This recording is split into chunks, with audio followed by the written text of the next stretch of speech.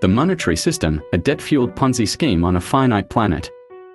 The market system involves individuals engaging in various economic activities, such as labor production and distribution, primarily driven by the pursuit of profit.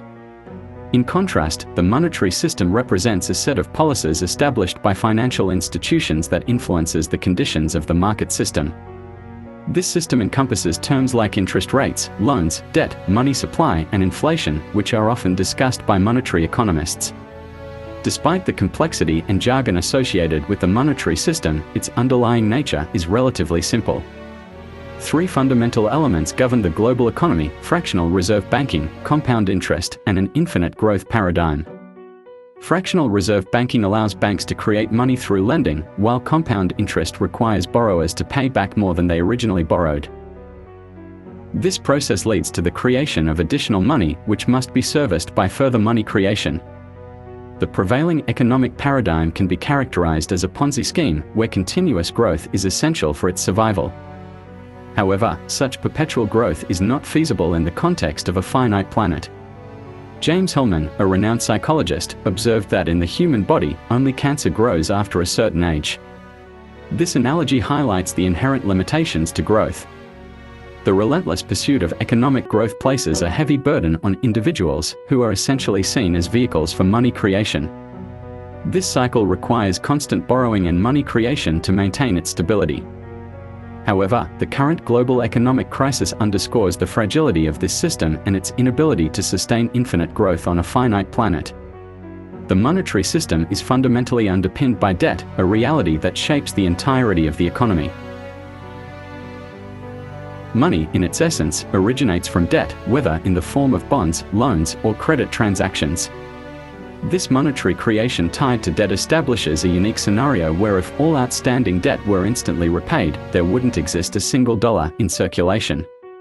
Additionally, interest charged on loans compounds this problem, as the money required to settle the interest doesn't exist in the money supply but is necessary to cover the interest charges, inevitably leading to an ever-increasing money supply and, consequently, inflation. The entire world economy rests on the consumer. If he ever stops spending money he doesn't have on things he doesn't need, we're done for.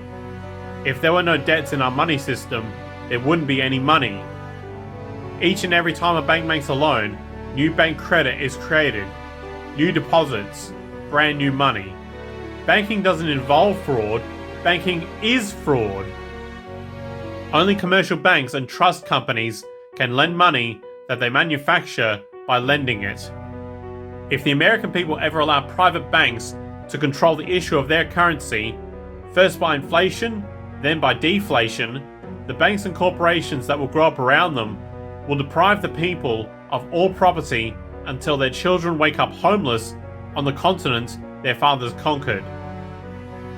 The study of money, above all other fields in economics, is one in which complexity is used to disguise truth or to evade truth, not to reveal it. The process by which banks create money is so simple that the mind is repelled. The issue which has swept down the centuries and which will have to be fought sooner or later is the people versus the banks. Permit me to issue and control the money of a nation, and I care not who makes its laws. Power tends to corrupt, and absolute power corrupts absolutely. This system's dynamics inevitably lead to inflation and bankruptcy. The perpetual increase in the money supply to cover interest charges invariably causes inflation, a trend witnessed globally. Moreover, bankruptcy looms over individuals, businesses, and even countries, arising when interest payments become insurmountable. However, within this scenario, the system is rigged to favor corporations and those in power. Debt effectively creates a workforce entrapped in financial obligations, making them more likely to accept low wages, turning individuals into easily exploitable resources for corporations.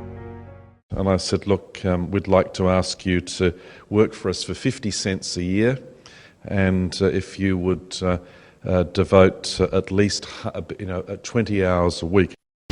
This same concept extends to countries where global entities like the World Bank and the IMF offer significant loans at high interest rates, eventually exerting control and exploitation when nations fall into insurmountable debt.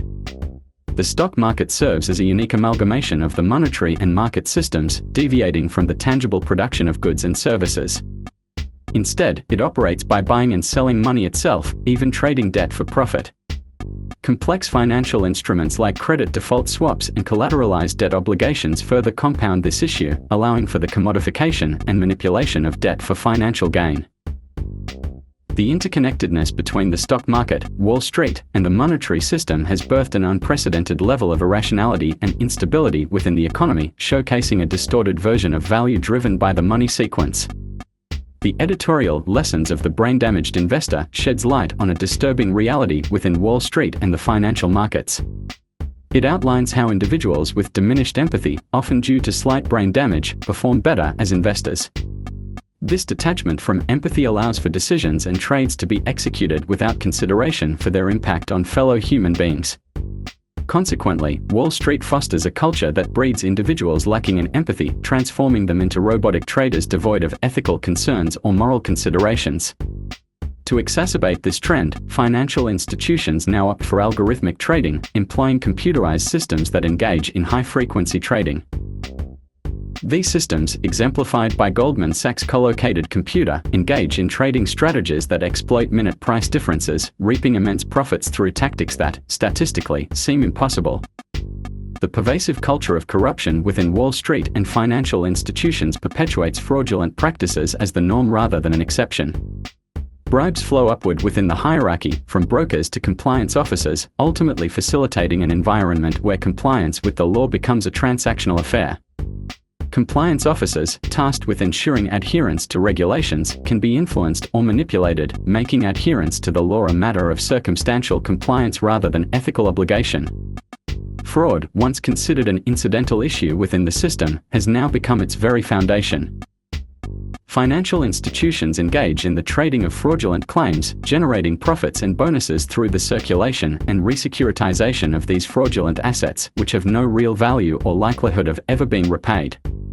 This systemic acceptance and promotion of fraudulent activities have transformed them into the driving force behind the United States' economic growth, despite the inherent risks and lack of substance in these transactions. The staggering scale of outstanding fraudulent claims, particularly derivatives, within the global financial system presents an alarming predicament. With an estimated value surpassing $700 trillion, this sum far exceeds the entire planet's gross domestic product by more than tenfold. The repercussions of this financial entanglement have already manifested in government bailouts of corporations and banks, an irony given that these bailouts often involve governments borrowing funds from the very institutions they seek to rescue. Now, attempts are underway to bail out entire countries, orchestrated by conglomerates of nations through international banks. However, the enormity of the problem poses a critical question: how does one bail out an entire planet? Nearly every country is ensnared in debt, and the chain reaction of sovereign debt defaults appears to be only at its onset, considering the staggering arithmetic. The trajectory seems dire as economists predict an ominous future where income taxes in the United States may need to skyrocket to a staggering 65% per person just to cover the impending interest payments. Projections paint a bleak picture, hinting that within a few decades, a staggering 60% of the world's countries might face bankruptcy. Astonishingly, the looming global financial crisis is founded upon an intangible concept, debt, an abstract construct invented within the financial realm.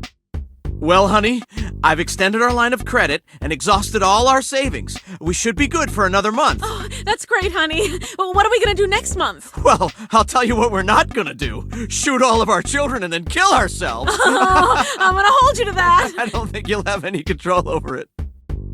Yet, the repercussions of this monetary fiction are felt tangibly, impacting billions of lives worldwide. The consequences are stark: soaring unemployment rates, burgeoning tent cities, escalating poverty, the imposition of austerity measures, closure of educational institutions, widespread child hunger, and various forms of deprivation among families.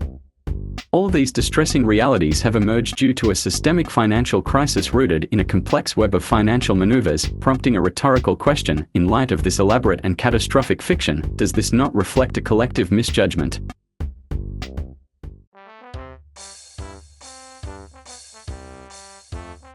Yo, Earth, what's with the long face? Oh, hey, Mars, I'm just, struggling with some stuff. Same old, You're gonna ask for a favor again, aren't you? Well, you see... Alright, what's this? Earth, you better not be here begging for resources again. Look, I know I've been a little careless lately, but... No buts! You're always making things designed to break, making a mess, and then expecting us to bail you out. Grow up, man. Earth, you've got to start taking care of yourself. You know you've got plenty of resources. You've just got to use them more wisely instead of mindlessly consuming them. Yeah, I know. I just need a little help. Well, you're not going to exhaust all our resources too, so we're cutting you off. Come on, guys. Wait, guys, come on, I can change. I promise. I'll give up the market as soon as I've made enough profit to retire on.